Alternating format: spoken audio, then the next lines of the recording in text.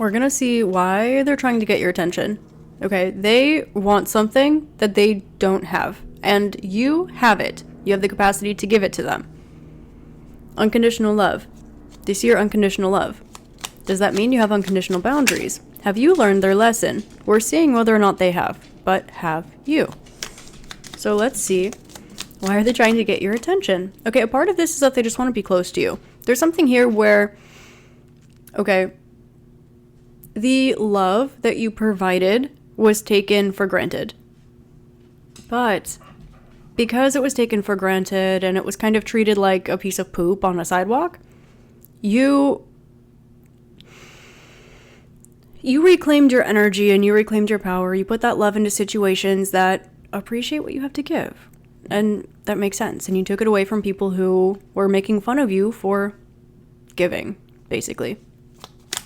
And so now they're trying to get your attention because they're not very optimistic about the direction that they're going in life right now. And they don't want you to know that. They might be putting on a front because they want to get back in your good graces. This person does not have any ill will towards you, but they do feel hurt. Now it is giving. I do want to preface this by saying, of course, you make your own decisions in life, right? This is not me telling you what to do in any way, shape, or form, but I am picking up the energy here, okay? If someone steps on your toe and you go, ow, and then they're like, oh my God, they yelled at me, right? No one's talking about how they stepped on your toe on purpose, right? So it's kind of giving like reactive. I'm not going to use the ab word, right?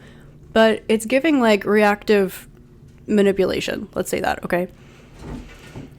Now I'm getting that the heart is good.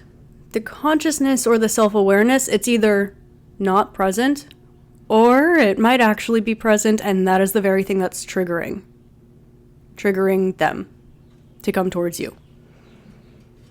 What I'm really getting here is that this person wants or needs your help. You've received this message before in some capacity through your own intuition or another reader. I do not listen to other readers on here purposely, not because I do not love them and appreciate them or that they're amazing.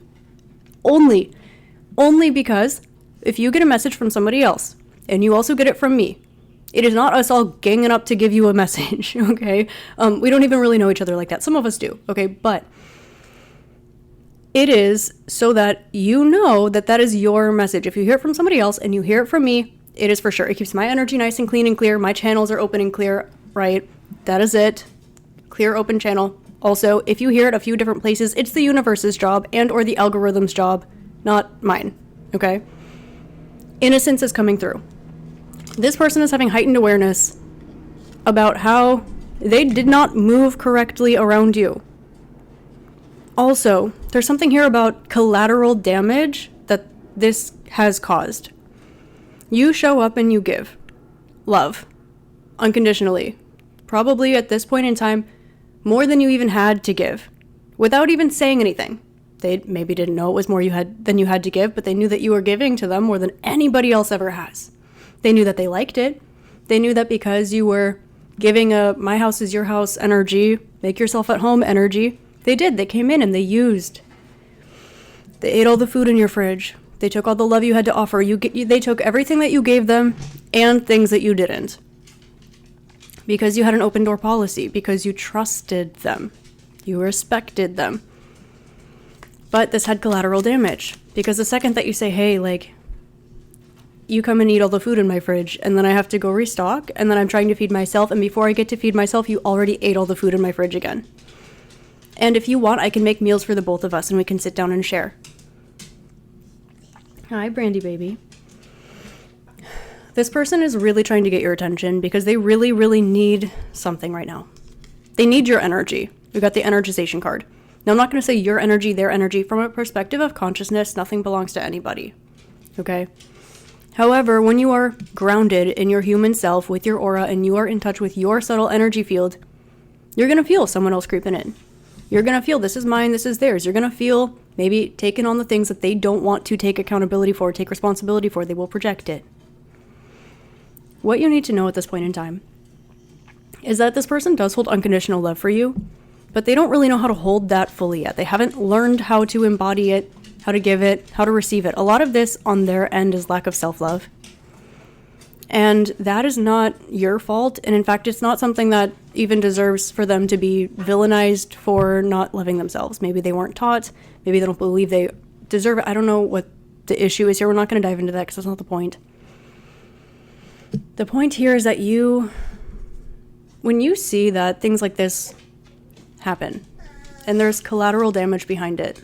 Brandy's whining right now. She does not like this energy, and my dog loves everyone that's ever walked this earth. Okay, so that's a sign. She's pacing back and forth, like panting. You respond to this how you feel called to respond to this. Whether that is giving from a place of unconditional love and gratitude, do it. Whether that is being kind enough to allow other people to realize that their actions have consequences, and that the consequences to their actions, if it's collateral, it helps you out in the long run because it shows what needs to fall, right? But there are consequences to that too, because it shows what's actually inside. And so for you, if you are an island and then you collect these beautiful energies and then they're all taking from you, well, when it falls down, you get to be an island and that island thrives again. It's kind of messed up, but it's kind of like how the earth was like coming back to life during COVID. We're not going to go there. But it's kind of giving that again, like a little bit. But here's the thing. Now the energy, the island is revitalized and it's beautiful. And so the birds want to come back and the bees want to come back. And they want to repollinate and repopulate and revitalize the island. But the thing is, now that visitor, the one that was using all the resources on the island and taking what didn't belong to them and taking what was given to them and taking what wasn't and yelling at you and projecting it onto other people when your island was on fire because they set it on fire. I'm hearing Lose You to Love Me by Selena Gomez, specifically the part where she says, "You sang off key in my chorus because it wasn't yours." That part, heavy on that part. So now this energy, it wants to come back to the visitor. It wants to come back and be a visitor on the island.